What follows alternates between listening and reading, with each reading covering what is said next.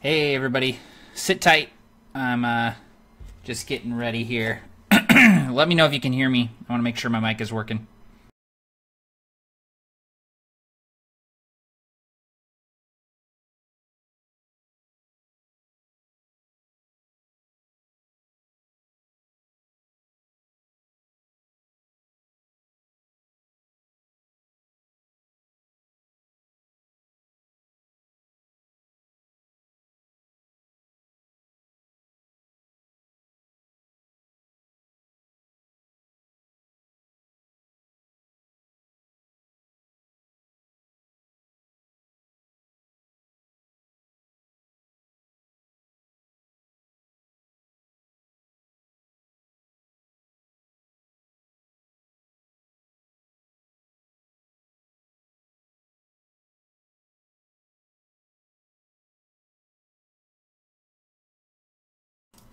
Alrighty, I think I'm good to go.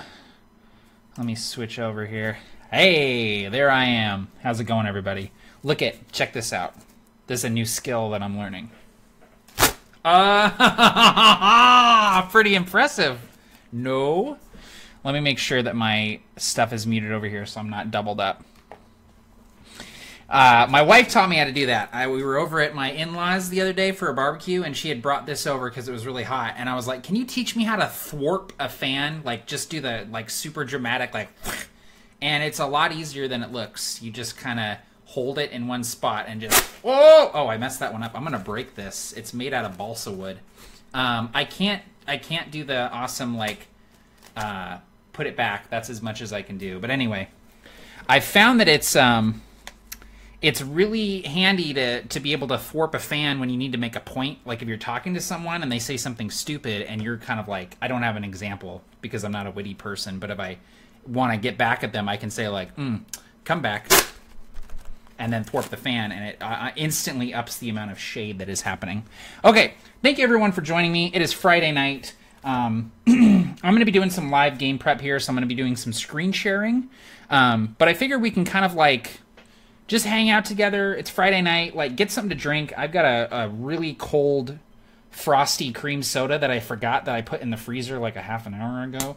So I'm going to be drinking that and doing a little bit of game prep. So if you've got some game prep to do, if you have world building that you're wanting to work on, anything like that, just get it ready to go. We're going to hang out. We're going to inspire each other, talk about some different things. You can hang out with me, talk in the chat, and basically, like, ask questions, anything like that. So, cheers, everybody. That's really good cream soda. That's Virgil's. They make really good root beer. I haven't had their cream soda yet. So, let me make sure everything's working here. I'm going to check the chat. All right, James is here. Aaron is here. Hey, Aaron, how's it going, man? Marquise is here. He says, how did you do this fancy starting soon thing? I just use XSplit. Aaron says you have become a man now. Yes. James says, I assume he's using XSplit. Yeah. Yep. Yeah, you can do XSplit through Facebook. You just set up the codec, and then you can go to XSplit and basically say broadcast to Facebook, and then you can do it through that. Yeah, XSplit, OBS, they both work, yeah.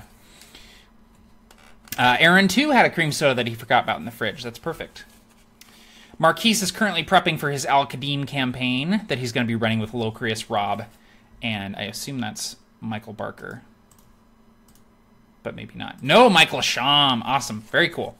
And James says, in fact, Facebook Live has been available for quite some time, but only if you had an encoder. Yes, that is very true. It only recently allowed you to be able to do stuff not with an encoder. So let me tilt the camera down a little bit here. So something kind of cool that we're going to be doing. Let me see if I can pop this chat out. That would be great. No, I can't. And I also can't pause it. How weird. Sometimes, man. Sometimes Facebook Live is a little irritating. Okay, there we go. Okay, I've got it paused. But I think I've got the chat still on. Okay, cool. Awesome. All right, so we're going to be doing something a little bit special tonight. We're going to be doing some magic card prep inspiration. So I've got a pack of Amonkhet here, which is the most recent set of Magic cards. It's a really awesome set. It's Egyptian themed, and I've wanted an Egyptian themed set of Magic forever. So it's really cool to be able to have this set. And it's very fitting because the next session of the Provokers is going to be very desert themed. So this will be interesting. So if you're interested, I put a link to the recap document in the description. So if you go in the description of this video, you can click on that and it'll take you to a Google Doc, which is basically my my living recap of the Provokers Bleak Wrath. It's for my benefit, but it's also for everyone's benefit, and it's helped out a lot because there's been a couple times when we've had to go a month or two between sessions, and so it's really nice for me to be able to be like, hey, and like send this to the players as a refresher. So really handy. If you don't keep something like this for your campaign, I highly suggest doing it. It's very, very handy. I've very much enjoyed it. So the link to that is in the description. I'm going to be referencing that a little bit in my prep as well. But for the most part, we're going to be working in a blank document here. So I'm going to go ahead and switch over. Bong! Look at that! Look at her. So, James said, if I buy booster packs for my videos, it doesn't count as an addiction. Wily like a fox. So what I've got here, hopefully you guys can see this. I might actually zoom in a little bit so you guys can see it better. Hopefully you guys can read that. So this is just what I'm going to be working with prep. Just like super simple, nothing fancy.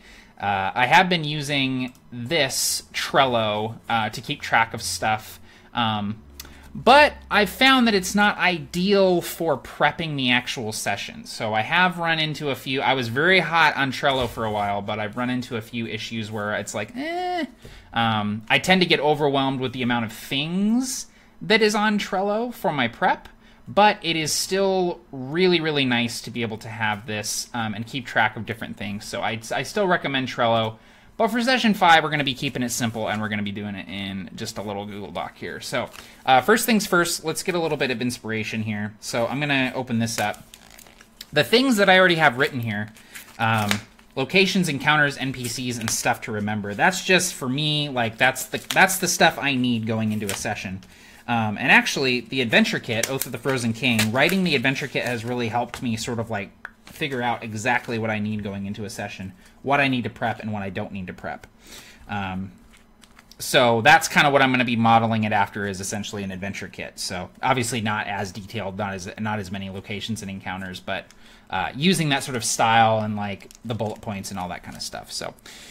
So here we go. We got one pack of Amonkhet. It's got a cool Anubis warrior on the front. They actually have a name, like there's a race in Amonkhet setting. So what I'm going to do is I'm going to open this pack up.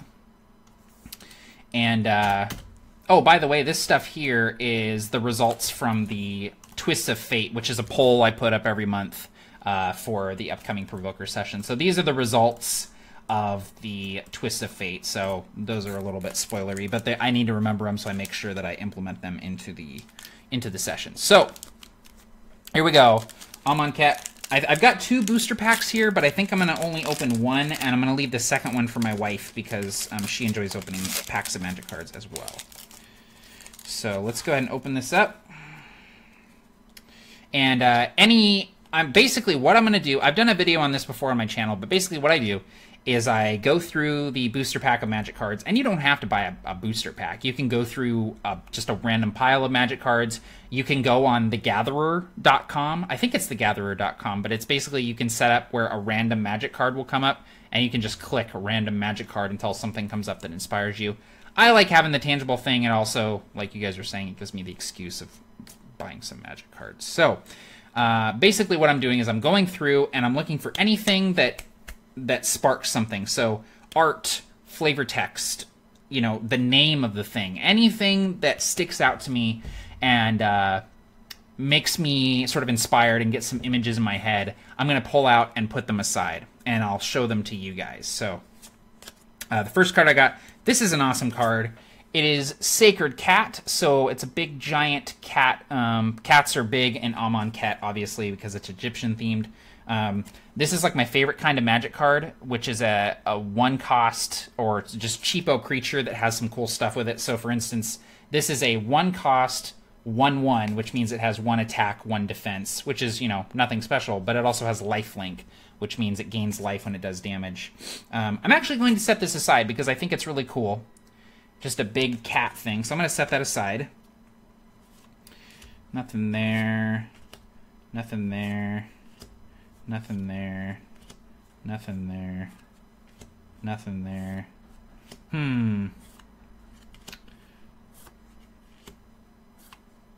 That's cool. Show you guys here in a second. That's cool. I got a mythic and a foil, so that's pretty awesome. A mythic rare is like a rare that you don't always get in a pack, so that's pretty cool. And I got a foil. I got a shiny card, so that's pretty awesome. Okay, so not too much really struck my fancy there, but there were a few things that I pulled that kind of interested me that I'm hoping to implement somehow into the session. So the first one was that Sacred Cat, just the giant cat card. All right, there's that. There's also this Faith of the Devoted. I don't know why, but this structure right here is really cool to me. I might try and work that into the session somehow. So that's a really cool thing. And then this Angler Drake. I love drakes in general, especially Drake Warren, but that's just kind of a cool card. I don't know if I'm going to use that though because they've already fought a couple drakes in this campaign. So I'm going to go ahead and shuffle this up and see if there's anything else that piques my interest. In the chat, let me know what you guys are working on, and let me know what you're drinking, what you're eating, what you're up to on this lovely Friday night. It's not even dark outside. It's a beautiful Pacific Northwest spring day. I've got the window cracked. I'm just hanging out with you guys. So let me know in the chat what you're working on. Are you prepping? You doing some world building? What's up? I do like this foil card. It's like a half mummy guy. I'll pull that aside here.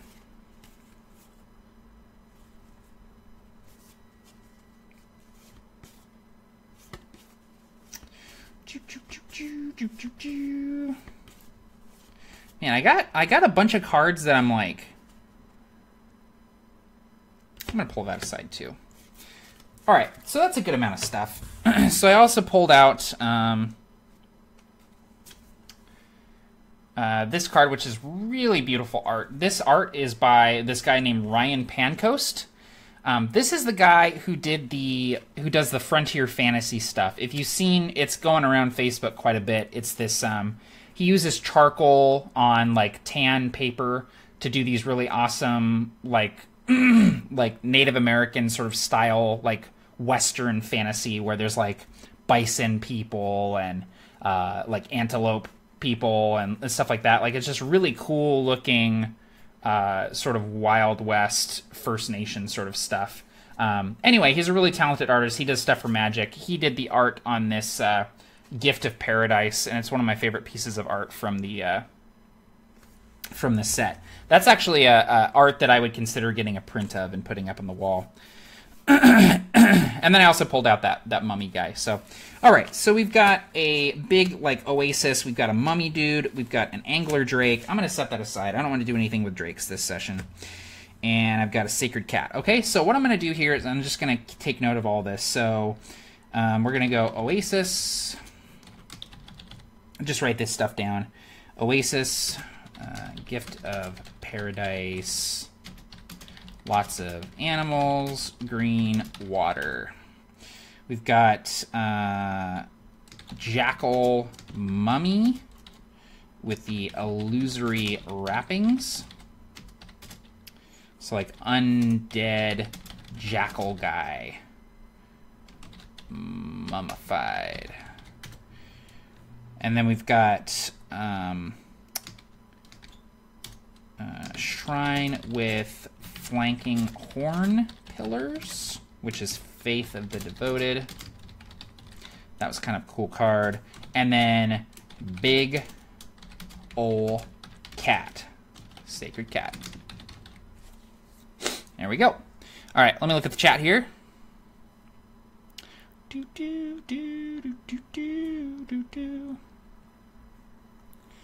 All right. Mike Lasham is cooking dinner after all. Marquise is currently drinking a Smirnoff, getting ready to be a guest on Chris Johnson's show in an hour, and writing roll tables for Al Qadim. Cool. James Carney says he's playing some WoW. Oh, interesting, playing some WoW, and considering getting back into Magic. Don't do it, man. Josh Glisson is here. He says, how's it going? Pretty good, man. James says, you son of a dude, bro. Marquise says, don't do it, James. Your money will evaporate. You know, as long as you keep it in control, under control, Magic is not too bad. It's not that expensive. If you just get like a deck and a few booster packs every set like I do, it's not that bad. But it is. It can be really expensive, especially if you try to keep up with the standard meta and try to get the good cards and stuff. Matthew Robichaud is here. He says, prepping for some D&D tomorrow night. Very cool. Jake Norman, designing my custom game/craft layer. Also, trying to figure out where to get a stuffed owlbear. 2 of my married players just had their first baby. That's awesome. So, Jake, check Etsy. I'm pretty sure I've seen a stuffed owlbear on Etsy. Holy crap. I can't believe I forgot to show you guys this. I got a new owlbear miniature. Look at this guy. Oh, my God. He's so cool. So, for size comparison, this is my other owlbear miniature. This is my new one. He's massive, really heavy, really cool. I love his face. He's awesome. I collect owlbear miniatures, so it's always fun when I get a new one. So he's sitting on my desk with the rest of the owlbears. All right. Josh Glisson says, I've never played a game like Magic. I love collectible card games, man. There's something really satisfying about it to me. I'll always, like, L5R, Magic, I recently got into Star Wars Destiny, which is really fun, so stuff like that. Yeah, James says there's something about collectible cards that just does it for him. Yeah, me too. Excuse me. Garth says, on a bus with some of my students on the way to an amusement park. They're playing Werewolf to pass the time. How cool. James says, and yeah, honestly, I love buying the boosters, but yeah, buying the good cards has never been a thing that I've really done. Yeah, buying singles is a different thing. You know what I'll do is I'll build pauper decks, which pauper decks are like commons and uncommons. They're like cheapo cards. There's so many cards in Magic, and Magic has been around for so long that you can find cards that do similar things or fill a similar sort of role that might not be as good, but can still work. So if you're looking for a particular combo or wanting to build a particular kind of deck, if you're not worried about sticking with the standard and you just want to play casual, you can usually build some pretty badass decks out of commons and uncommons. And in fact, those are some of my favorite decks, or the decks without any rares in them. I have a deck that's called, I call it Steam. It's a red and a blue deck. It's my best deck. It's kind of unbeatable. Just the amount of combos that can go off in it.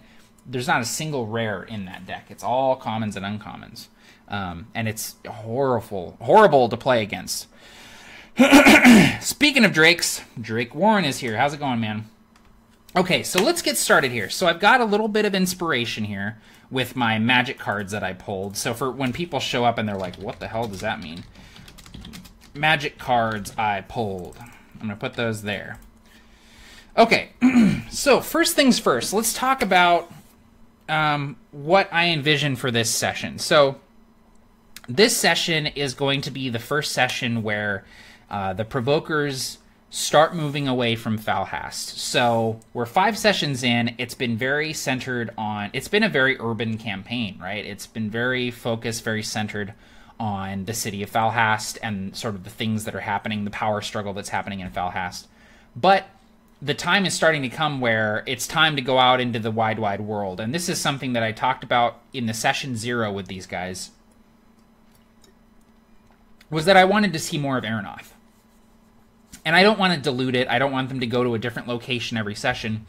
But I think it'd be cool for us to see some parts of Aeronoth that we haven't seen yet. And so that's sort of my goal with this session. So let's, Tim is a big fan of this, Tim Carney from Tabletop Terrors. So let's talk about goals of the session. Goals of the session are going to be let's see, get the Provokers out of Falhast. Now, obviously, they're going to begin the session in Falhast because that's where they were when we left them. They're currently hiding out in an abandoned temple in Falhast after getting into a fight with some Clerisy members. They managed to capture 2 of them and bring them to this temple. One of them began talking, but died inexplicably. It looks like he was killed by some sort of magic or something like that. So they're not really sure what's going on there. So they're in Falhast right now, but by the end of the session, I want them to be at least moving towards getting out of Falhast. You know, I don't want to rush them out of Falhast. Obviously, if there's business they want to take care of in Falhast, you know, there's still some sort of unfinished business with Tome, the gnome in the Gyre archives, with them striking a deal with him and getting the Ioun stones back to him, and Kristoff being able to get his brother's cipher sort of figured out so that he can, you know, figure that stuff out. So that's sort of my goal here, is getting the Provokers out of Falhast. My other goal is big fight. I want there to be a big encounter with a single enemy.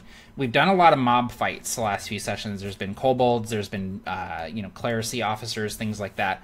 I want there to be a big fight with a big sort of formidable enemy. So we're gonna figure that out as well. And then the other thing is some desert shenanigans. They are going to be going into Sonageist, the desert of Sonageist. So we're going to get to see that for the first time in a Provokers session. We've seen it before in some other games. So these goals might not be anything that I keep here, but it's just good for me when I'm prepping to have an idea of that, right? So locations... we have a few locations in mind. We have the temple, right? We have a location out in the Sonageist Desert that was voted on in the Twist of Fate that is going to be a dragon skeleton. So we're going to do that. We're going to do the Worm Graveyard. That's going to be a cool sort of thing.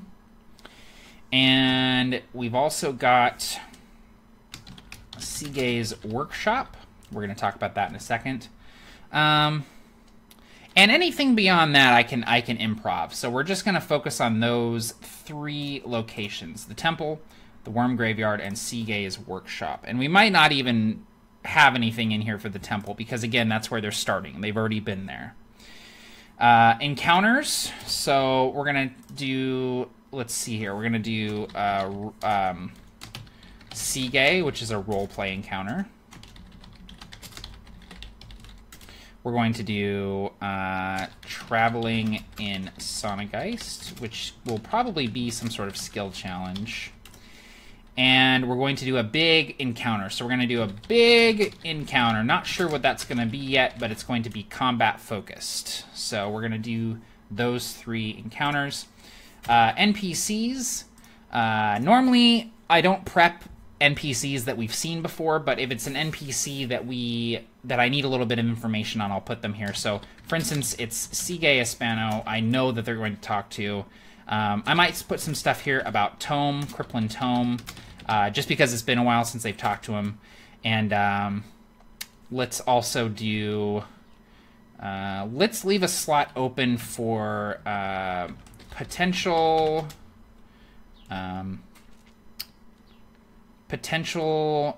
member of the Unscorched.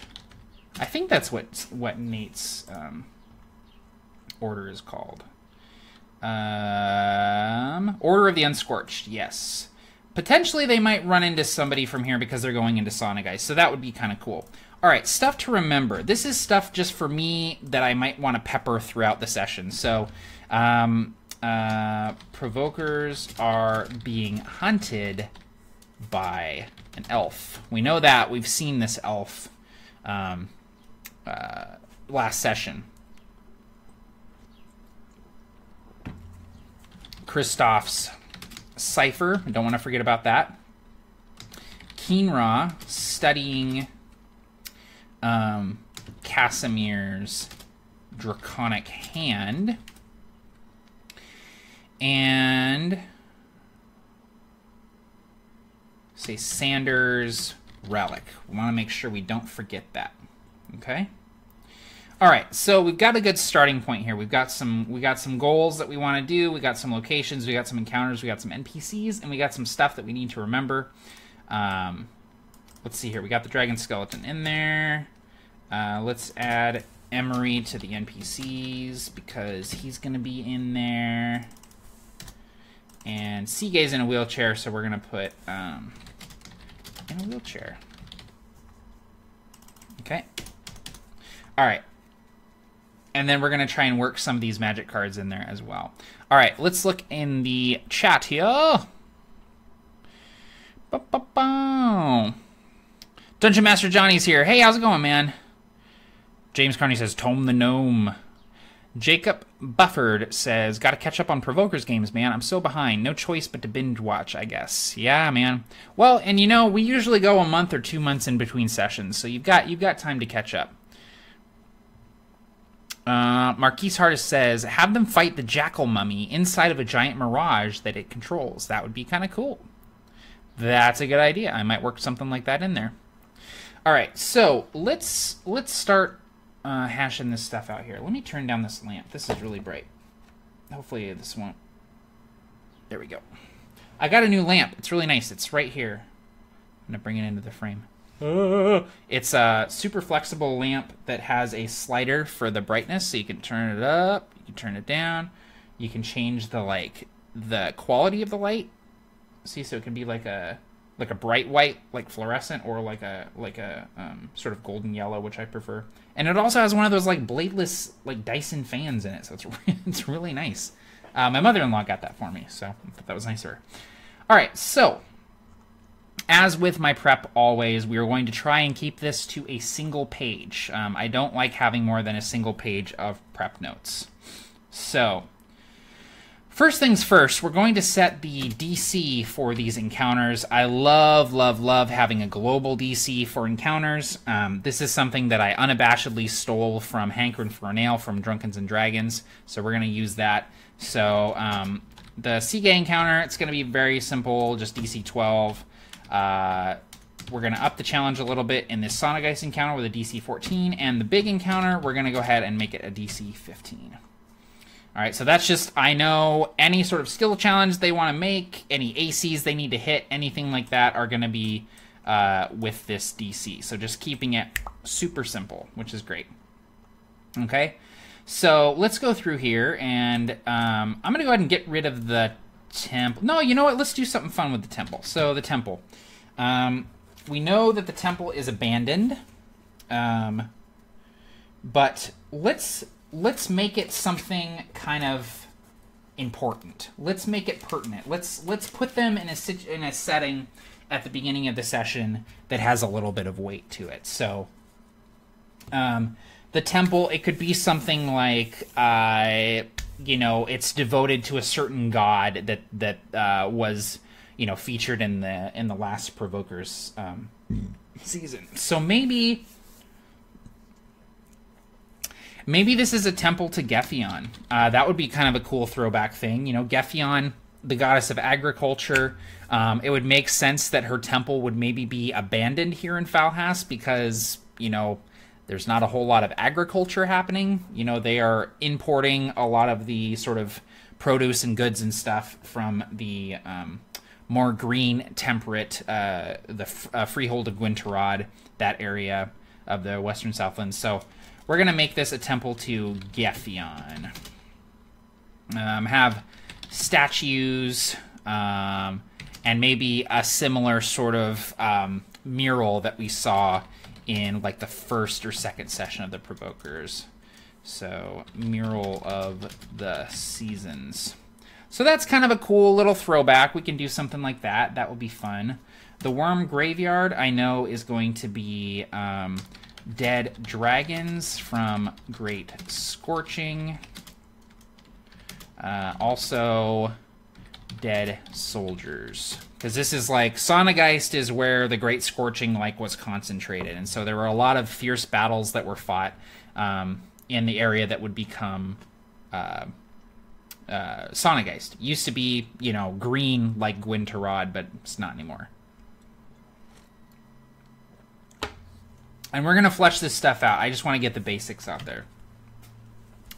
Sigay's workshop. I know it's going to be sort of messy, cluttered. Lots of schematics on the wall. And you know what? Let's go ahead and put... hang on, I'm having a thought. Let's put the cat in there. Let's do large black cat who helps Sigay. I think that'd be kind of fun. So let's go ahead and get rid of that. We implemented that into the session. Hold up. Wait a minute. We're gonna rework this temple because I want to work in the shrine with the flanking horn pillars. So let's do something with that. Let's do shrine with large flanking horn pillars. We'll figure out something with that. The oasis. Let's make that a location as well.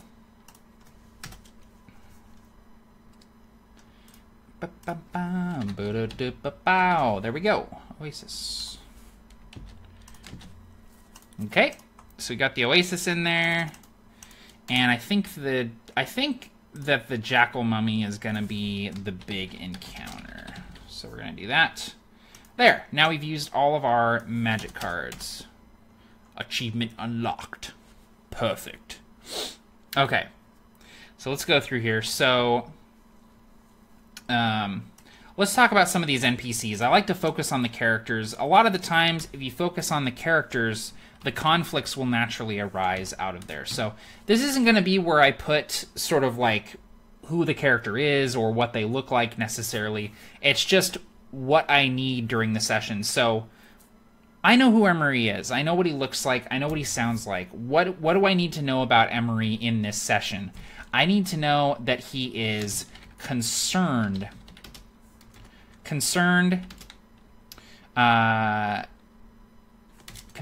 for the Provokers, knows more than he's letting on. Sigay Espano. If you watch the original Provokers, you may remember Sigay Espano. He was kind of a minor non-player character in the last two sessions of Provokers. He was the engineer that built the swoops, the sort of magical gliders that the Provokers used to go out into Sonageist and fight the Corruptor. And so he's still kicking, he's still around, and he's still doing stuff 20 years later. And so the new Provokers are going to be able to speak with Sigay and potentially get his help. So Sigay is in a wheelchair, flying accident, building something secret, has Durgan's Testament.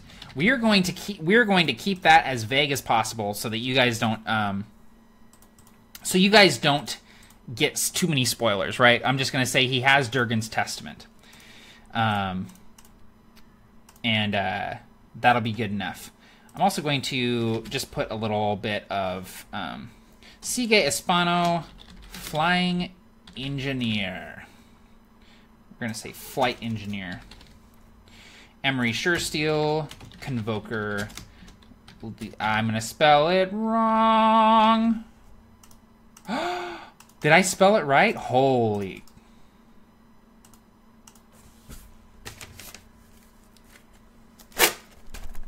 I spelled liaison correctly. That's the first time that has happened. That's a tough word, man.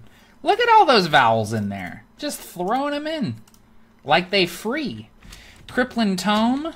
gnomish scholar and archivist. Archivist. And then I spelled archivist wrong. And then we're going to come back to this. Okay, so we've got a little bit about all of them. And I might put some little things in there too. Let's do a little bit of formatting here. I want to do some formatting. Just a little bit so that I can... it's important for me to sort of like have my thoughts figured out here. Locations... encounters, we're just going to make these all heading 3 here in Google Docs. It's you know, it's, for me, it's important to have my notes a little bit organized at least. NPCs, stuff to remember. This will be some stuff to remember.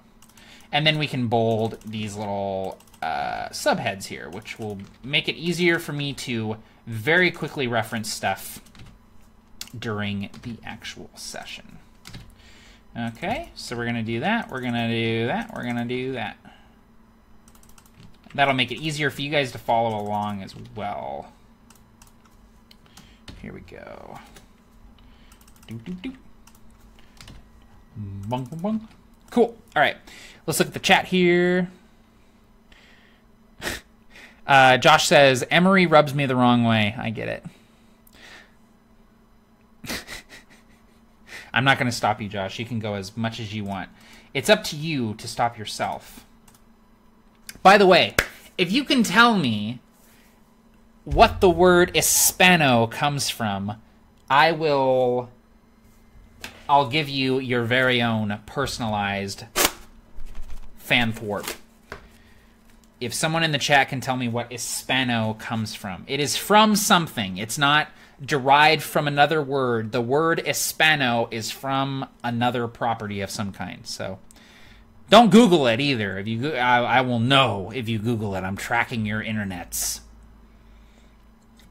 I have the cyber police on you as we speak. All right. So let's start from the top and work our way down. I think I've got a good handle on the goals, so we don't need those anymore.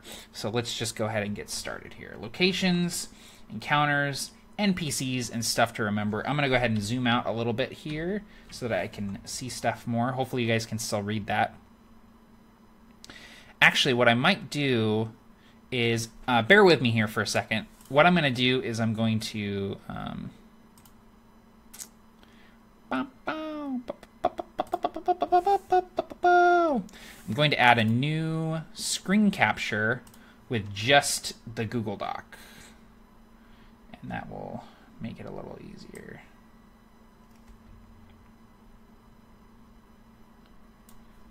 See if that... Oh, that did nothing. It did nothing. Okay, that's not going to work. Damn, I thought I had it all figured out, man. Thought I had it all figured out. There we go. All right, that'll have to do. Hopefully you guys can read that. Let me know if for whatever reason it's difficult to read. All right. Marquis says, I Googled and I could not find it. You cheated and you did not succeed. Let that be a lesson to you, Marquis Hardis. Young man. Jacob Buford said, I read somewhere that the horns in the card symbolize a dragon / planeswalker who is like a pharaoh. Yes. The horns actually represent, his name is Nicol, and he's a jerk in the Magic lore. He's a dragon and a planeswalker. Josh Glisson says, Spanish Christmas, it's Espanol with Noel. No.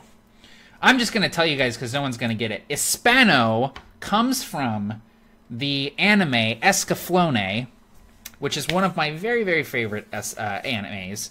It's medieval... with mystic stuff and mechs. It's awesome. I love Escaflowne. Anyway, the actual Escaflowne, the mech called Escaflowne, was engineered by these guys called the Hispano. And like the Hispano are like masters of building these mechs called Gymeliths. So yeah, it's kind of it's a deep cut, man. It's a deep cut. Even if you're into anime, even if you know Escaflowne, the name Hispano might not ring anything for you, but I just remember the Hispano being really cool. They show up at one point to like repair the Escaflowne, and they like come out of a portal, and they have like this big ship, and then they come out of the ship, and they're like Jawas, like you can't see their faces, and they repair the Escaflowne. It's really, really cool. If you haven't seen Escaflowne, I highly recommend it. It's got, you know, it's got the usual sort of like teen romance element to it, which I'm not super like into, but it's just really neat, like the parallel worlds and the Guy Melif stuff, the mechs fighting each other. I love the bad guys. They're called the Zybok Empire, and they're like super high tech.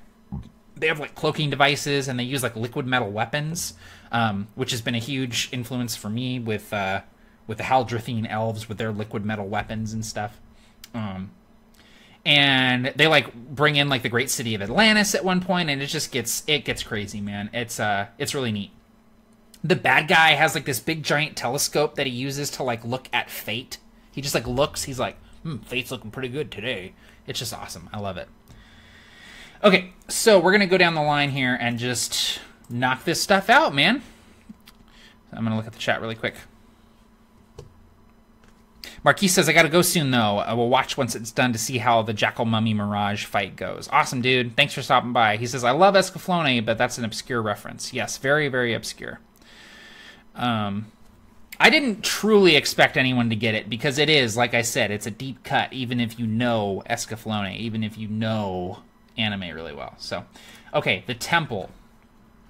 So I'm not going to devote a ton of time to this, because honestly, I don't think that they're going to be spending all that much time in the temple, but I want it, you know, it's the opening of the session, so there needs to be a little bit of meat. There needs to be something tangible for the players to grab onto so that they can just, like, get immersed. This is my get immersed motion. When you get immersed, you jump into a tiny pool. It's like, hop into the pool. So I need something for them to be able to grab onto, some sensory details, some sights, some sounds, some smells, for them to be able to just like get in character and be good to go. So I'm going to give them something.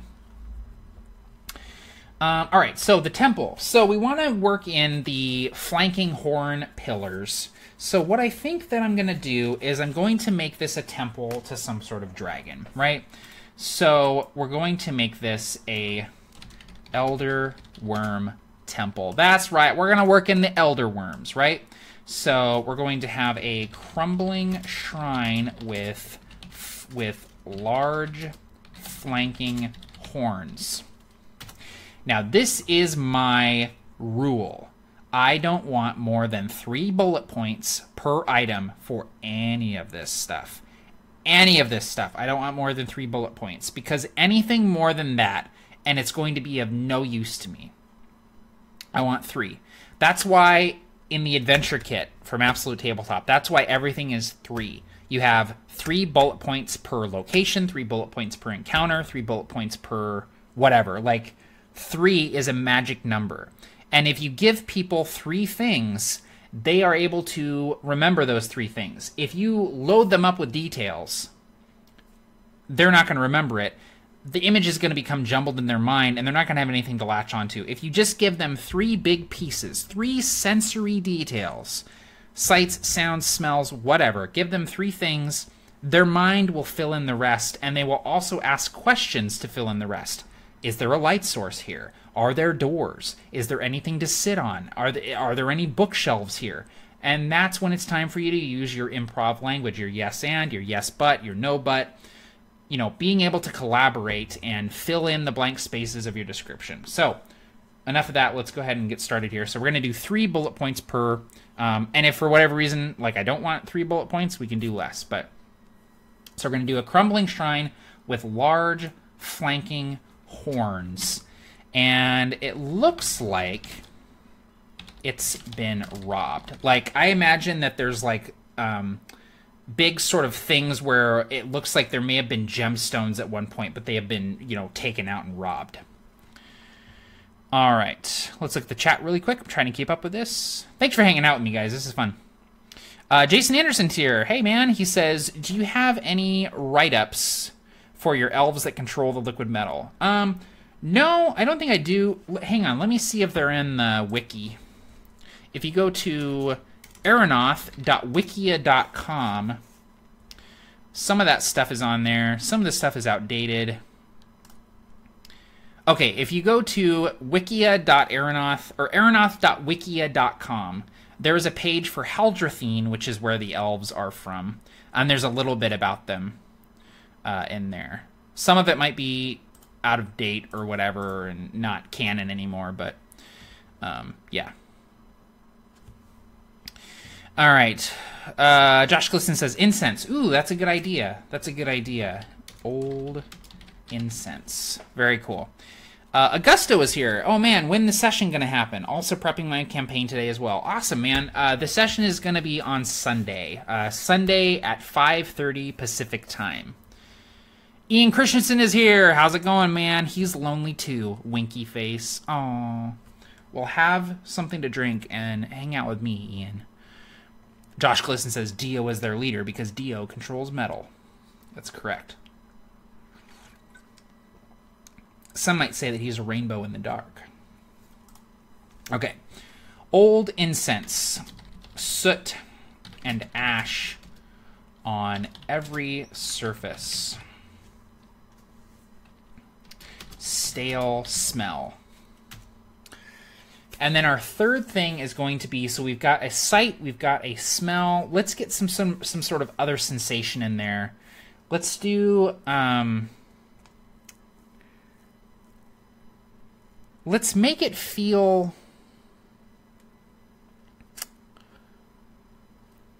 I want it to be a little bit unsettling. So, hallowed ground. Feel like trespassers in a stranger's home. I want them to feel like they're somewhere they shouldn't be. And for something like a temple devoted to the Elder Worms, which are essentially like Cthulhu dragons in Aeronaut, to be hanging out in a temple to the Elder Worms would be sort of an unsettling experience. For sure, it would feel like you're not supposed to be there. It's like walking into somebody else's church on a Sunday during service or something like that, and just like hanging out in the back. Like it feels like, ooh, we shouldn't be here. So I'm gonna try and get that feeling across however I can, whether it be just telling them you feel odd here. You feel like you're trespassing in someone else's home. You feel as though you don't quite understand what this building is. And as you've broken in and you're hiding out in here, that feeling just does not go away. Just sort of getting that across. Let's see here. Bum, bum, bum. Ben Buckner's here. Hey, Ben. Temperature/atmosphere is always a good one. I like hot and humid. Yes, definitely. Definitely, that's a good one. Ian Christensen says, so I have no idea what you're doing. Anything I can assist with? Oh, Ian, I am prepping for Provokers on Sunday. So I'm just kind of hanging out. I pulled some magic cards to help with sort of inspiration, using the images and stuff to help with that. And I'm just kind of going through and planning out some locations, encounters, and things like that for the game on Sunday. And I'm occasionally going to the chat to get ideas and stuff like that. Josh Glisson says, different footprints. Ooh, that's a good idea. But footprints. Jason Smith is here. Hey, man, how's it going? Happy Friday. All right, so I'm feeling good about that. Elder Worm Temple. It has a crumbling shrine with these large flanking horns. The shrine itself has these sort of hollow parts to it. It looks like there may have been gold accents or even gemstones inlaid on this shrine, but they've long been pulled off by burglars who have broken in. The place smells of sort of old, stale incense, and you can see that there's soot and ash sort of on every surface from this incense burning for years and years. And as you're standing there, you feel odd. You feel like you're not supposed to be here. You feel like you're trespassing in a stranger's home. And you see that there are sort of like different sets of footprints all through here. You see, you know, boot prints of humans, you know, smaller boot prints, maybe halflings, gnomes, but you also notice the footprints of draconic creatures, you know, 3 toes, similar to a dragonborn like Keenra might have. Okay, so there's your description for the location. Very, very simple. Just a few things for the players to latch onto. They can fill in the blanks themselves, and if they have questions about what's in the location, they can ask you, and that's when your DM improv language comes in really, really handy. So the worm graveyard, we're actually going to move this to the end here, because I imagine, now I don't know for sure, they can totally do these things out of order, but I imagine that the worm graveyard might be the last place they go, so we're going to move that to the end here. Okay, Seagay's workshop. Messy, cluttered, lots of schematics on the wall, that's perfect. There's a large black cat who helps Seagay, called, let's come up with a name for the cat. We're going to go to the chat for the name of this big giant black cat that helps Seagay out. This is what the cat looks like, by the way. Hang on. I don't have my X split up, so I don't know if you guys can even see that. This is what the cat looks like. It's a big black cat. So if you got names for him, let me know. So we're going to come back to that, called... And I'm going to put something here. And you're not going to know what that means. Sails and wings. Sort of hung up on the wall. Sable. Ooh, I love that, Aaron. That's perfect. Called Sable. And I'm actually going to go ahead and bold that because anything I call out that's like a name like that wouldn't otherwise be extrapolated later on, we're going to go ahead and bold that. I'm also going to bold Durgan's Testament. We're going to find out what Durgan's Testament is in the session. I'm going to leave that a mystery for now. Do do da da da da.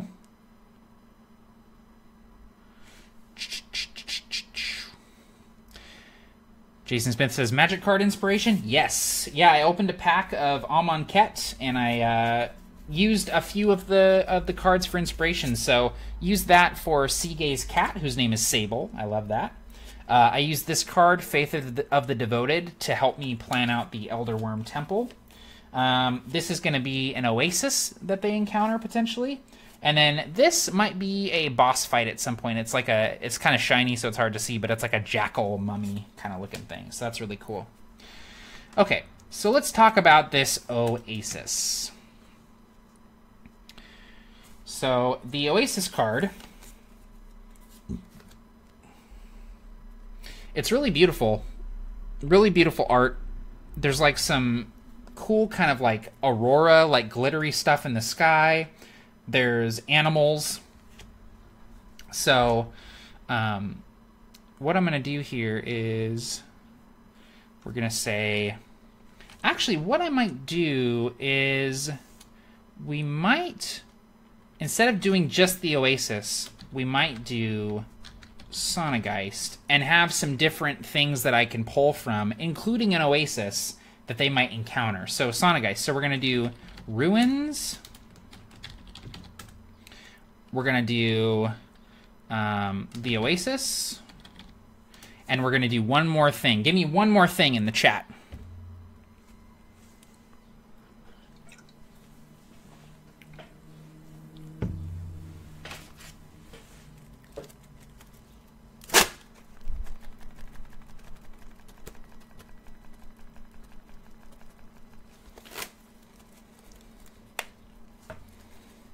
Sinkholes is good. Giant skeleton, Josh Glisson says. Give me a couple more. Help me prep my game. Do some work for me. Now, here's the thing. Ideas are easy to come by. It's execution that requires the real work.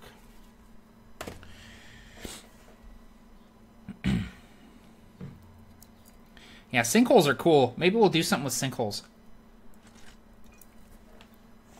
Cool. So we'll go ahead and do Oasis, and we'll do sinkholes. And we can extrapolate on all of those. Ruins, Kazrin, ruins, soaring, and majestic.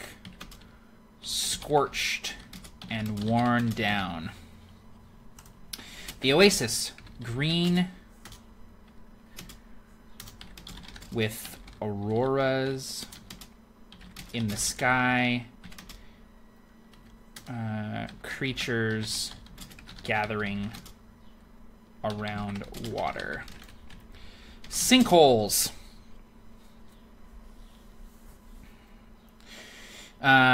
So these will be, I imagine, might come into play in the encounter, the skill challenge, Traveling in Sonageist. So we might come back to this later, but what I imagine is that they're sort of like cylindrical holes collapsed into sunken ruins. So I imagine that, you know, under Sonageist, there's all these ruins, right? There's this just network of ruins. And I imagine that these sinkholes have kind of like, they've collapsed into the ruins. So if you come up to one of these sinkholes and you look in, you'll see like a city underneath there, you know, because Sonageist is just, it's layer after layer of the majesty of once was the Khazran Empire that is just like covered in this black glassy sand that is there because of the dragons, because of the Great Scorching, right? And then the Worm Graveyard. So I don't actually think that it's... I think that it's going to be like one large dragon, but then lots of other stuff as well. So what we're going to do here is it's going to be an old battlefield. Bones and rusted. Like, the thing is, this battlefield is like just under 2,000 years old. So it's not, there's not going to be a ton left there. There's going to be bones, especially of dragons, yes, but it's not like the iron weapons survived 2,000 years in a desert. They are long corroded and gone. And so it's not like they're going to see like tattered banners and like dudes in armor and like swords. Like if any of that survived the Great Scorching in this battle, it would have long ago been buried by sand or otherwise collapsed, eroded, corroded, just gone, you know. So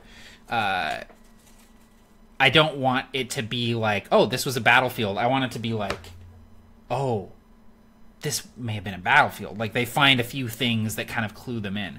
So, old battlefield, not much left aside from gigantic dragon bones. Everything else has been completely eroded away in the wind, in the sand, in the, you know, the sun, whatever.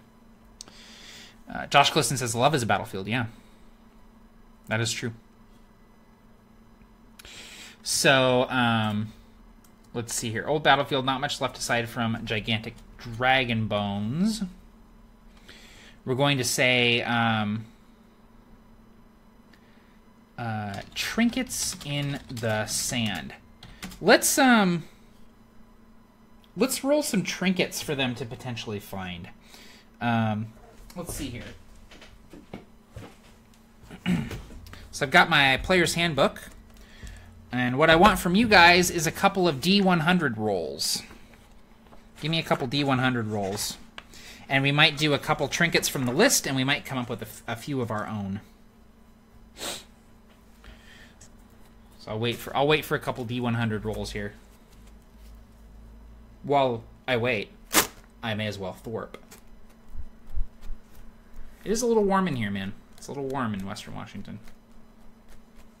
Ian Christensen says 27. 27 is a shard of obsidian that always feels warm to the touch. Awesome. Obsidian shard. Always warm. Very cool.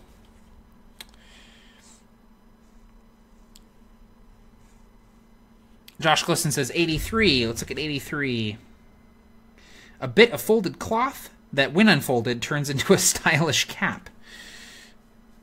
That doesn't seem like something you'd find on a battlefield. Let's look for something else here. Matthew Robichaud says 53.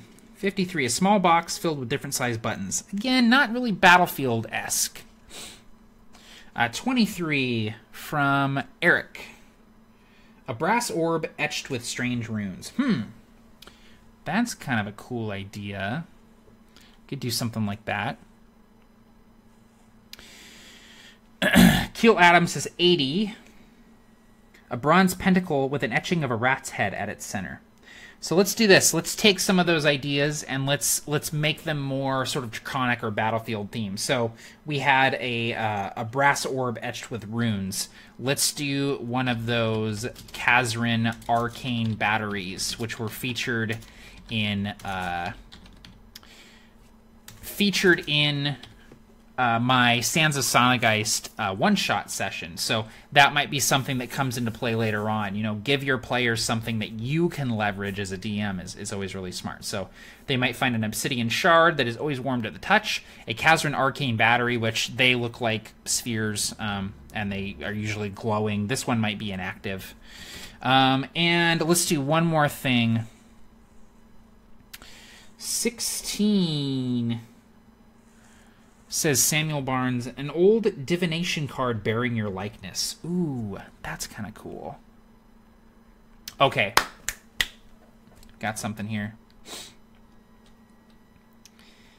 I'm going to keep this to myself because this is kind of cool, but I am going to write it down. I'm going to keep this to one line.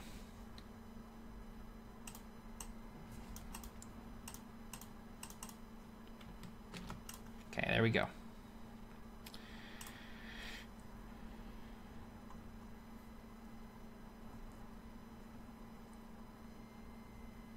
Yeah, okay, cool. And here's what I'm thinking.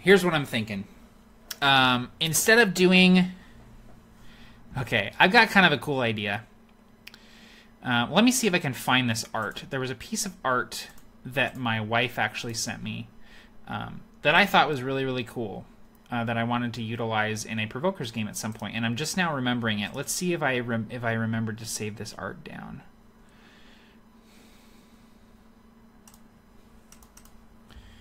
I maybe did not. Let's see here. Is it in the Bleakwrath folder? Ugh, I don't see it. Okay, maybe I saved it as a bookmark. Let's check my bookmarks here. Sorry, guys. Thank you for bearing with me here. What's this? That's nothing. Oh, wait. I have a... don't I have an RPG folder? Yes, I do.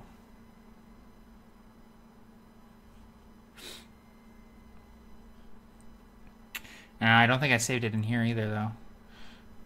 Oh, man. Oh, you know what I did do? I saved it to my DeviantArt. So let's go to DeviantArt. I use DeviantArt for art all the time. It's really easy to favorite stuff and add it to different folders. And so I go through DeviantArt and I find stuff that that looks cool, and I add it to my different folders for my different worlds. It's really handy. I found it! All right. You guys ready? I think it might be time to bust this guy out. Yeah, I think we might do that.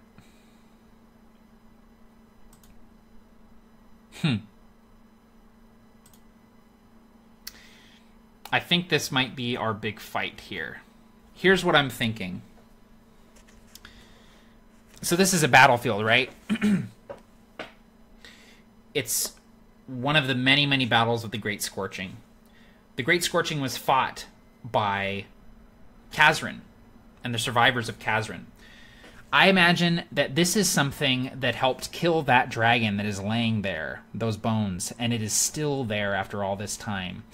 It is a undead construct of Kazrin, created from many different pieces. One of their undead golems, if you will. So that's what we're going to be doing, is we're going to use this guy. So let me just move that aside here. And we're going to put green emerald sticking out of the sand. Undead construct. I'm really excited. I've been waiting to use that art for something in the Provokers for a long time, so I think it's time to bust that guy out. All right, so we're going to do that.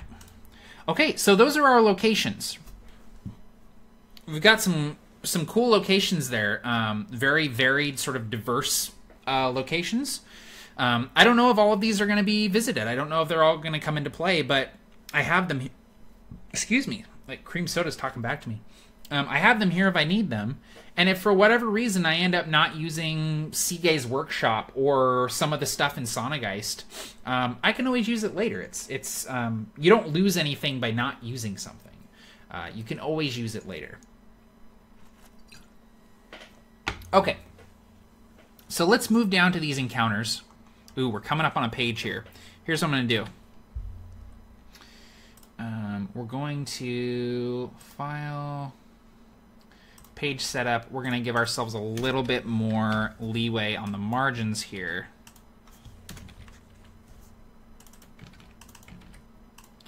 Just so we have a little bit more room, because I do want to keep this to one page. Okay. The encounters, I don't think...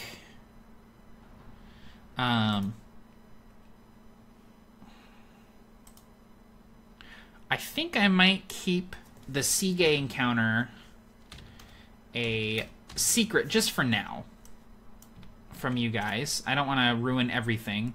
Traveling in Sonageist, though, I want to have some skill checks that we can do. So let's do Harsh Sun. Let's do Getting Lost. And let's do Shard Storm. Okay. I actually, you know what? I don't think I need to write any of this stuff down. I think I'm good with that. I know exactly what needs to happen in that encounter, so I'm good with that.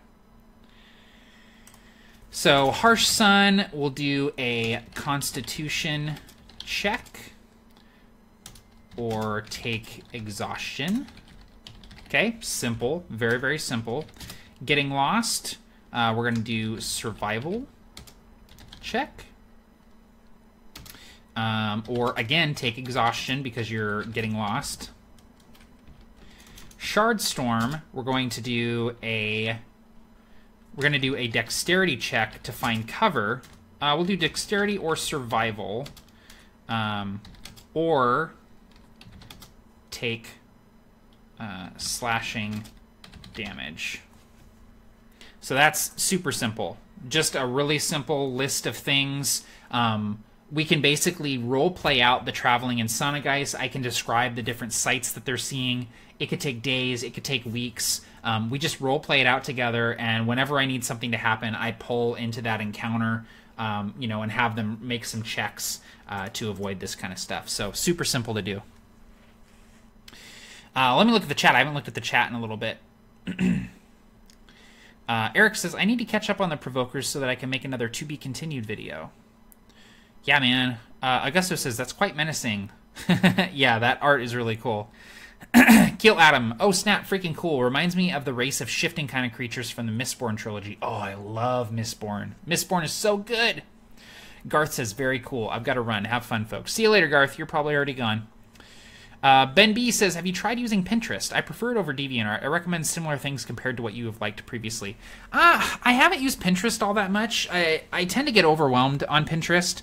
I like DeviantArt because it's all art from the artist. You know what I mean? So I can follow specific artists on DeviantArt and be able to get notifications when their stuff goes up. So if there's a particular artist that I really like their stuff for, Aeronoth or Harbinger or whatever, or Kror, I'll get notified whenever they put new stuff up, and if they put up something I like, I can favorite it, add it to my inspiration folders. So that's why I like DeviantArt, just because I like, you know, getting it from the source, you know what I mean?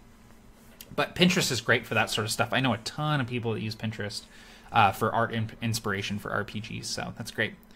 Augusto says, oh, it would be awesome if the construct just had an eerie and high sound that blends with the wind, like a breeze that goes through a small gap, which would mean that he's very old and he'll hold up because of the fight. That's just a little brainstorm. I love that. Yeah, I might work some of that into the description for sure. Very cool idea. All right, so this is turning into a undead construct fight.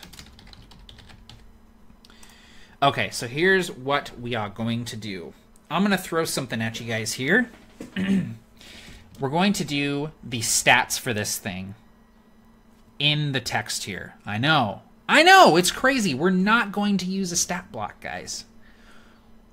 I have become such a huge, huge fan of simplified monster stats because of adventure kits. What do you need to know for a monster, right? You need to know its AC.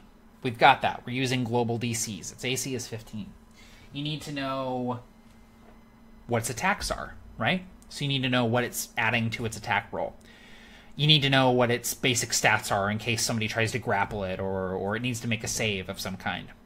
You need to know its hit points, how many hits it can take before it goes down, things like that. You need to know any special abilities it has, if it can attack once or twice, how much damage it does, all that kind of stuff.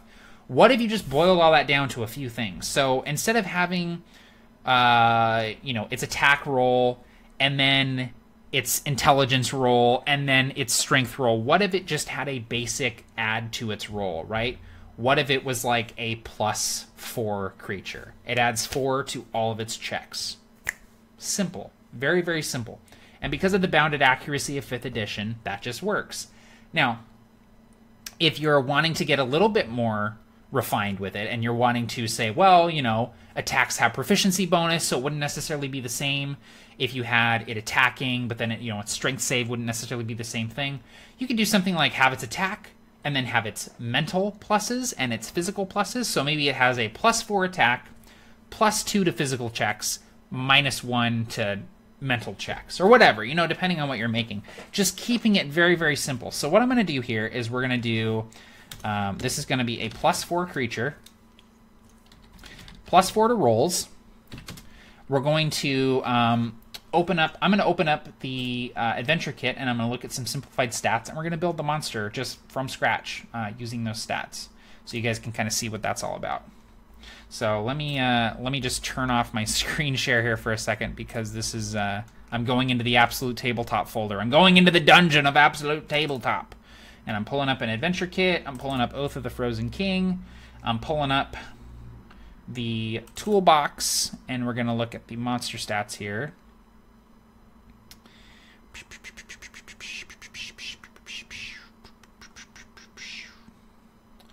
So we're going to go down, down, down, down, down. And we're going to go to the monster generator. So we want this creature to be a nemesis creature, which, what does that mean? A nemesis creature is like a boss creature.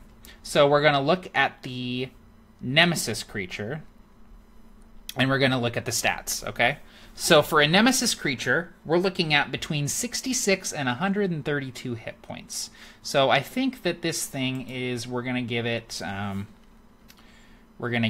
70 HP. That seems like a good amount. And I can adjust it, on the fly if I need to. We're also going to up its plus to rolls. We're going to give it a +5 to its rolls. Its armor class is good.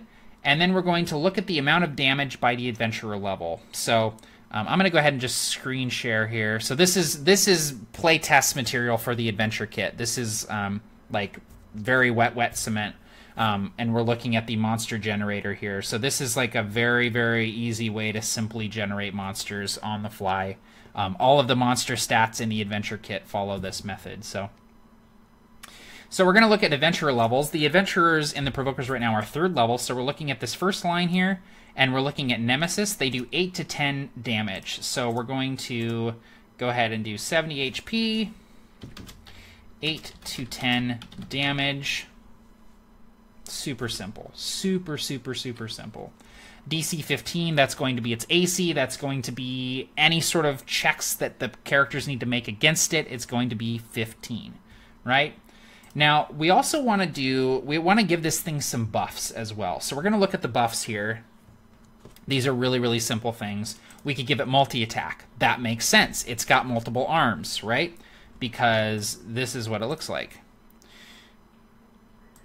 It's got multiple arms. So that stands to reason that it would have multiple attacks. So let's go ahead and give it multi-attack. So multi-attack. We'll give it 2 attacks. We're also going to give it... We're going to give it regeneration. That makes sense. Regeneration. We're going to do... it regains 1d10 HP at the start of every round.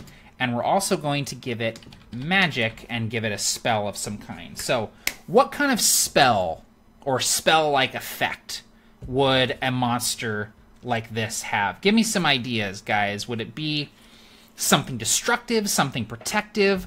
What do you think this thing could do to deal damage with a spell, or otherwise debilitate the people? So, Blinding Ray, says Deborah. Good idea.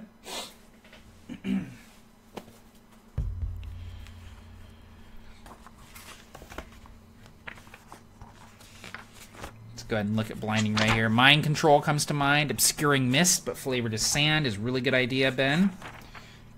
Excuse me.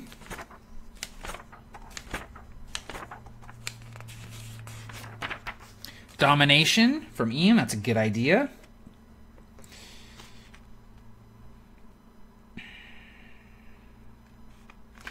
Yeah, let's look at Witch Bolt is great. Dispel is good. Let's look at Obscuring Mist. I like that idea. Let's look at Obscuring Mist.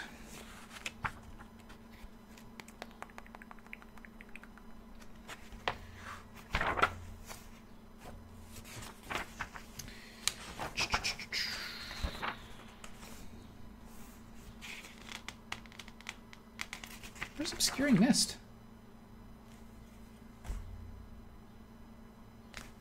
Huh. That's weird. What am I... Where's Obscuring Mist? I know it's in here somewhere, right? Is it called something else? It's called something else. Let's see here. Huh, weird. But we could give it Misty Step if I really wanted to be a jerk. Yeah, Witch Bolt's a good idea. Michael Shields, just hopping on. What have I missed? Not much, man. We're just kind of hanging out, doing some prep. So you can feel free to hang out, do some prepping or some world building of yourself. I'm calling upon the genius that is the chat right now for some ideas for spells. I actually kind of love the idea of giving it Misty Step, just because it would suck so much. I think I might give it Misty Step, and I will flavor it like going into the sand and then coming up out of the sand, or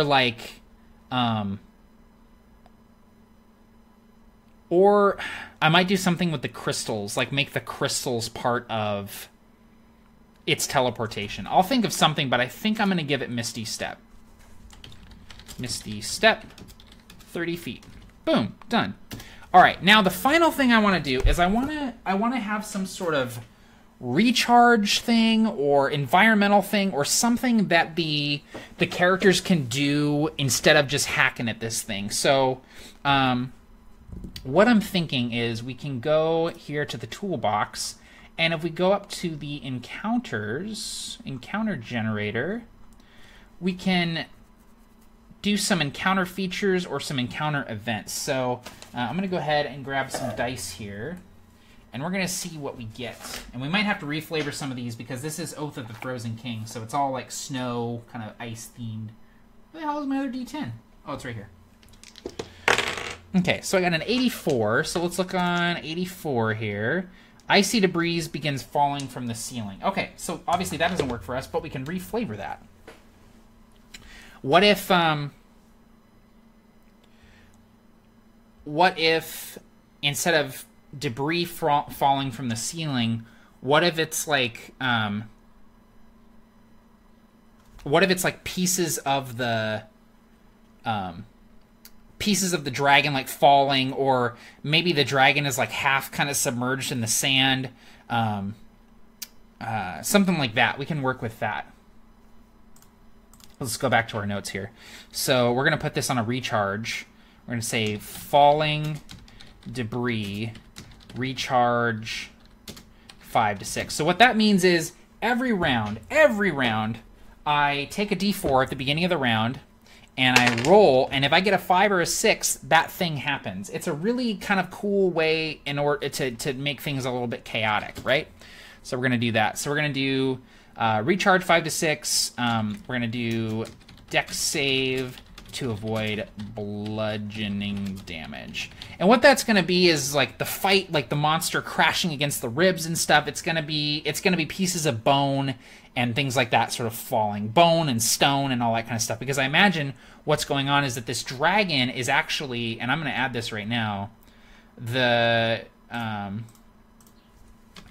dragon has crashed into a tower, right? So the dragon is sort of half submerged in the sand and is also kind of inside of this old Kazran ruin that when it died, you know, it got taken out, right? It got killed and it crashed into this building. So they're inside the dragon bones, yes, but they're also inside a crumbling building. So that's what we'll do there. Inside tower. I love that. That's really cool. Very cool. Okay, yeah. So, here we go. So, the Undead Construct fight. It's going to be a DC 15 encounter, which means anything that the players are rolling against, it's going to be DC 15. That includes armor class, that includes saves, DC 15 flat. Just, boom, super easy. You don't have to worry about it. The Undead Construct has +5 to all of its rolls, 70 hit points, and it deals 8 to 10 damage. We're going to do slashing damage because it has swords. I'm going to say slashing damage, short swords. It's got multi-attack. It gets to attack twice. It has regeneration. It gets 1d10 hit points at the beginning of its turn, and it knows one spell, Magic Misty Step, right? And then during the encounter, there's going to be a recharge effect, falling debris, dex save to avoid bludgeoning damage. Boom. That is a cool, sort of well-rounded encounter. There's a lot of things going on there. And it just feels dynamic, right? It feels like it's going to be kind of a tough fight. So I'm excited about that. So that we're gonna go ahead and keep it with that. All right, let me check the chat here. Lots of good suggestions. Thank you guys for hanging out with me tonight. This has been a lot of fun. I really appreciate it. So I think what we're gonna do here is we're gonna round out some of our non-player characters here, and then we're gonna call it a night. And this is like all that I need. This whole page is gonna be the entire session here. I'm probably not even gonna crack a rule book on Sunday. So obviously I'm going to expand upon this stuff a little bit on my own. I just don't want to do it in front of you guys and ruin some of the surprises that you guys are gonna be getting. So. Okay, so Emery Suresteel, I'm happy with this. Concern for the Provokers, knows more than he's letting on. That's perfect. That's all I need. Sige Hispano, in a wheelchair, had a flying accident. He's building something secret. He has Durgan's Testament. Okay, boom, super simple. Crippling Tome. He has cracked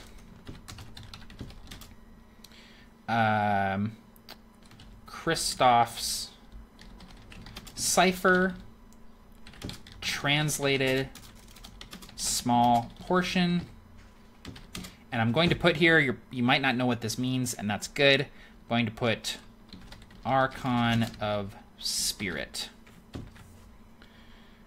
That's just a note for me. That'll come into play at some point. I don't think we're going to have time for this. I'm going to go ahead and get rid of that. If it comes up that we're sort of like traveling through Sonageist or in the Oasis, and I feel like we've got time for a little role-play encounter, I might put that in there. But for now, I think that this is plenty right here. This is plenty for a 3 to 4 hour session, especially with the Provokers. Those guys can role-play for hours, and they'll be fine. So this is a perfect amount of stuff for me. We probably won't even get to all of this, but like I said, never feel like you need to like go line by line of your prep notes. This is all just stuff that I can pull from when I need it. I'm not just going top to bottom, running things how I planned it. This is just when I need it, it is there. That's what your prep notes are for.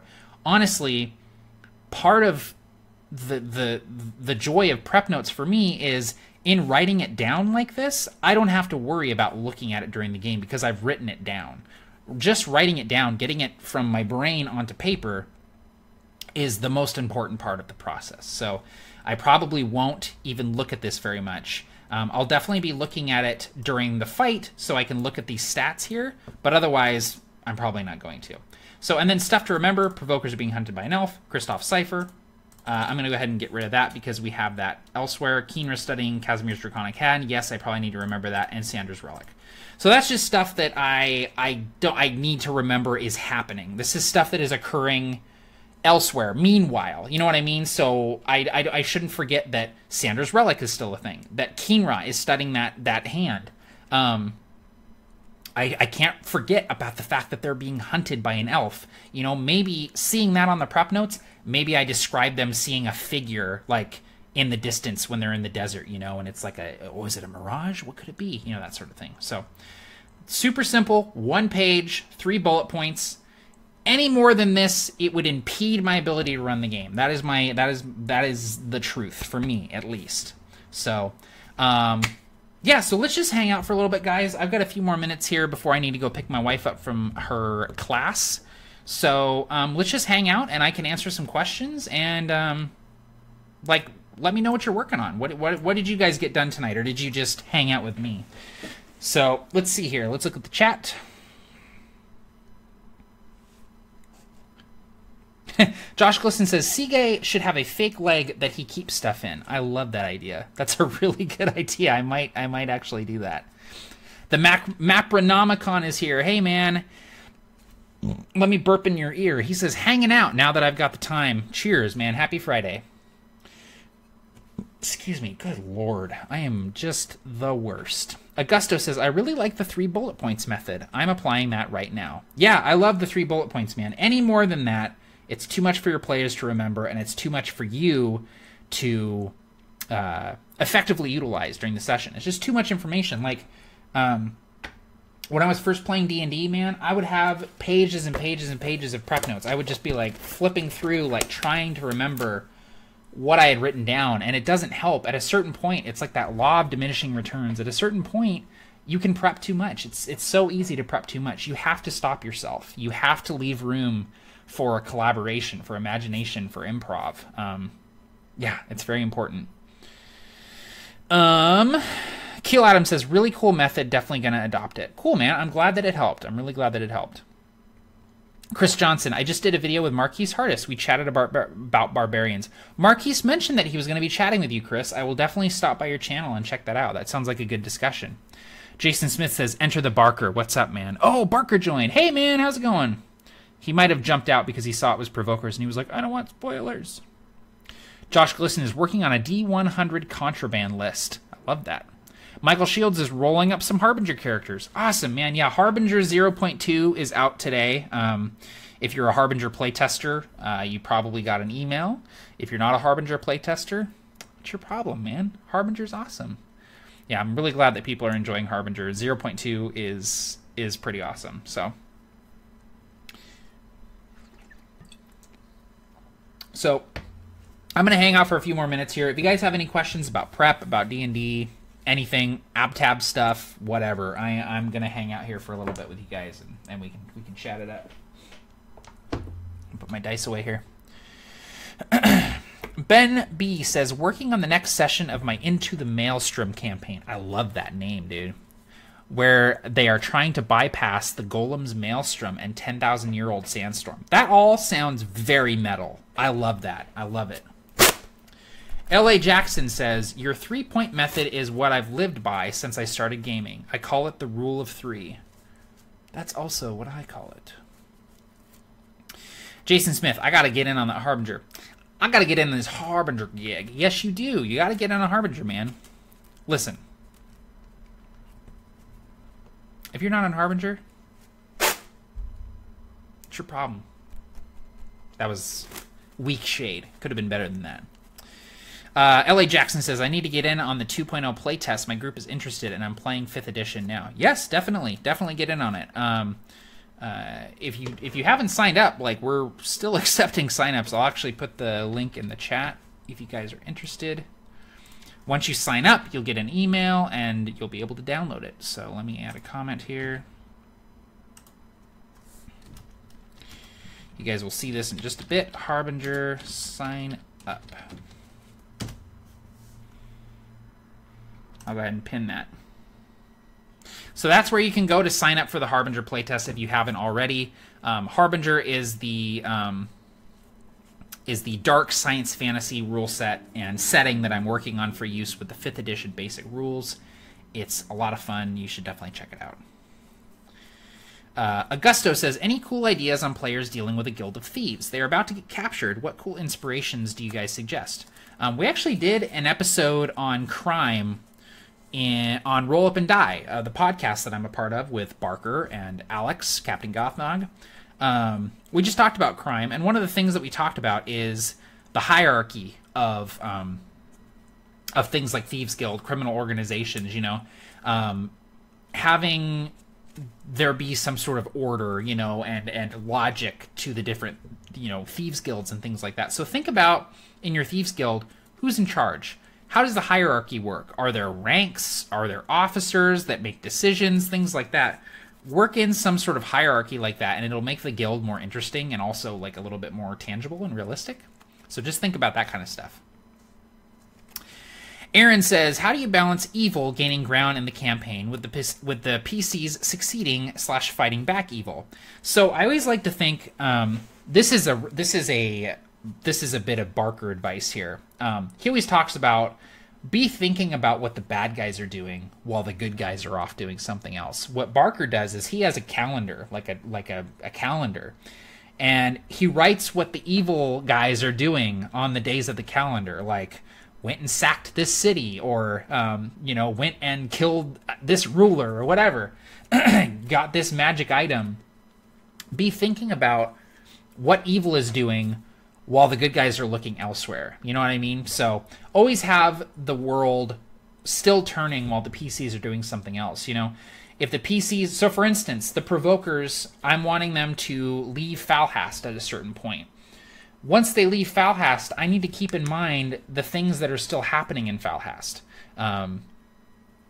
Thinking about what the power struggle is like there. If the drudges are still being, you know, mistreated, what's the state of the Blood Guard? Things like that. So, yeah, it's really important to kind of like remember those things, but you also don't need to agonize over it. You know, just having little things here and there, little hints of what the bad guys are up to, and what's happening in the world, aside from, you know, where the PCs are. Like, for instance, in the last session of Provokers Bleak Wrath, they found out that there was a bleak storm coming up on Aldemir.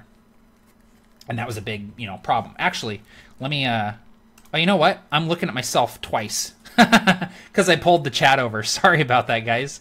Oh my gosh, that was ridiculous. I'm actually going to add that to the stuff to remember.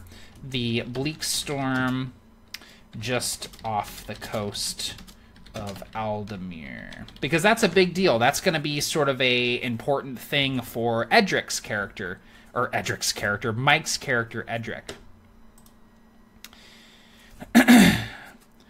All right. Ben says, how would you handle PCs wanting to hire an NPC to perform tasks they can't, i.e. a trap spotter, locksmith, and a rogueless group?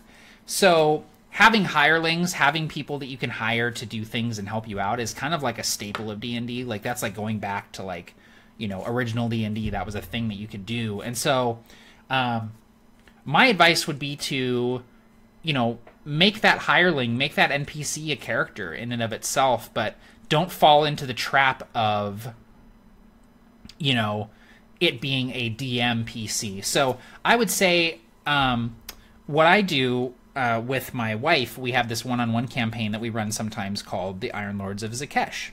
And because it's a one-on-one campaign, I wanted her to have some NPC followers that she could hang out with and be able to have help her, you know, having a rogue, like you're saying, because she doesn't have the ability to pick locks and disable traps and things like that. So what I would say is, what I do for her is I basically give her control of the NPCs. I give her these little cards. They're like little index cards. I wish I had them here, but I don't. But they're like little index cards with the stats of the character, just the basic stats, nothing exhaustive. It's not a full character sheet. It's just, you know, if they have any pluses to their rolls, and also if they have any cool abilities they can do, like the goblin thief that she has is able to do some sneak attack stuff. The Warforged artificer that she's with, he has this cool thing where he can roll and he'll randomly pull a cool, useful thing out of his pack to be able to use, like Alchemist Fire or something like that. So maybe think about doing something like that, you know, writing up little NPC cards and basically handing them to the players and just making that non-player character a resource that the characters can use, but also, like, make sure that you don't forget that that's a character, that's a person. And as long as you don't focus on them too much and turn them into a Dungeon Master player character, it can work out really well. It could be fun. So, yeah, definitely that's a thing that you can do. Chris Johnson says, my second edition DM is really good at doing that. It really makes the world feel more real. I think she's talking about, like, just making sure that you keep the world spinning while the PCs are doing something else. So, okay, guys, I'm starting to lose my voice because I've been talking nonstop for 90 minutes. Actually, more than 90 minutes, right? Because we start at 6:30? I think we started a little after 6:30. These lights are hot, man.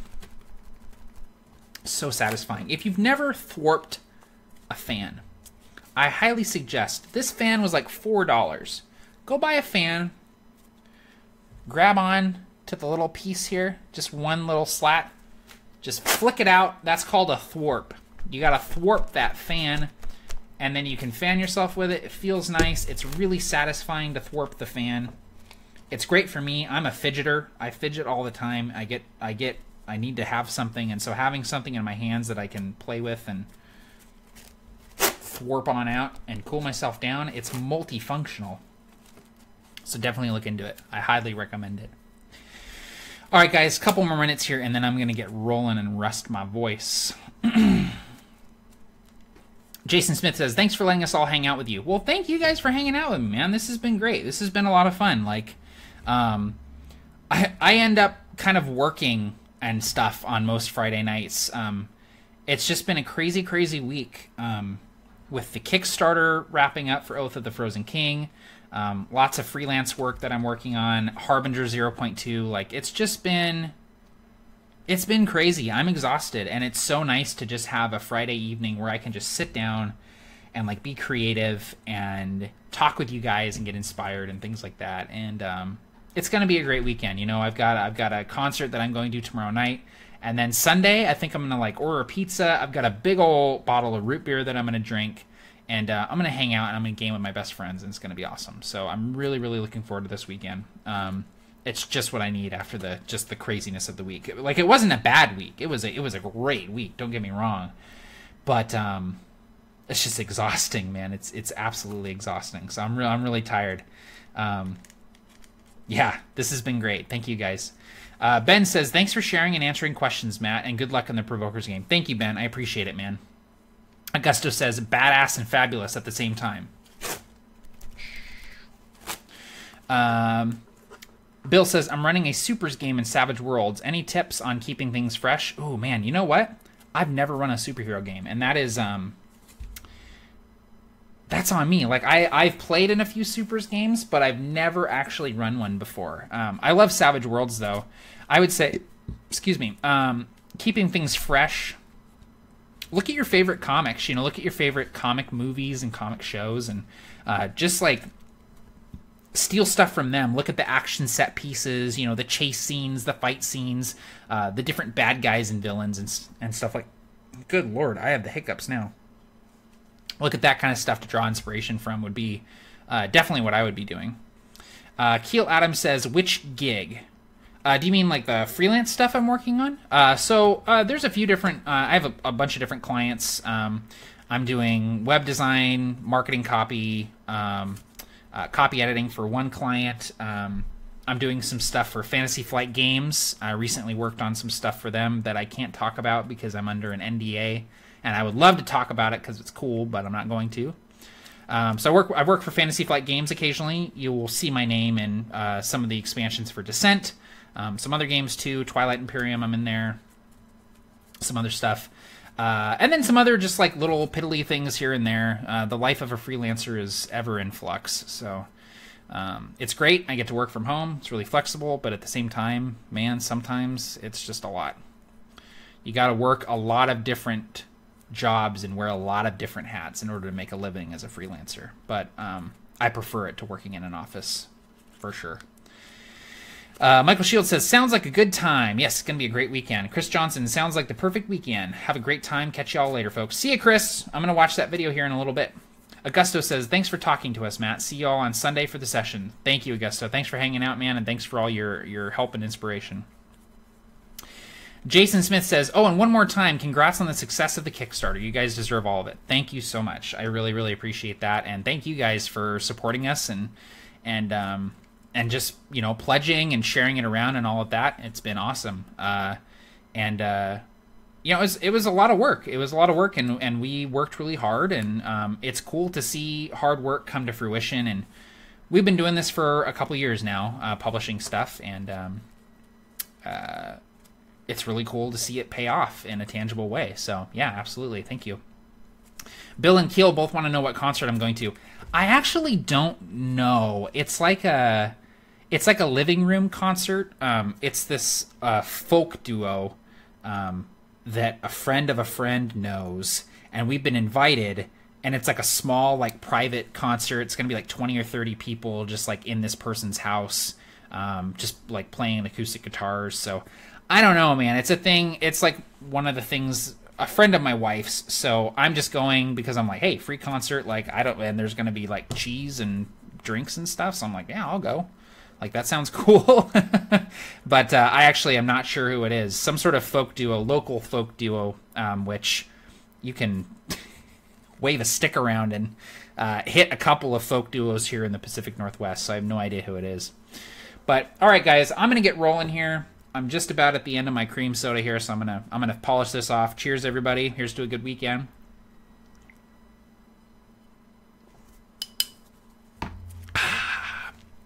Thank you, everyone, for hanging out with me. Happy Friday. Don't forget, Provokers on Sunday, 5:30 Pacific time on the Fistful of Dice channel. If you want to get reminded, there's an event on the Facebook page. And yeah, I can't wait to run this game. It's going to be a lot of fun. So thank you, everybody. Cheers. Take care. Happy gaming all. And as always, may your pizzas be hot and ready. Oh, I got to hit stop. Hold up. Pretend I did that already.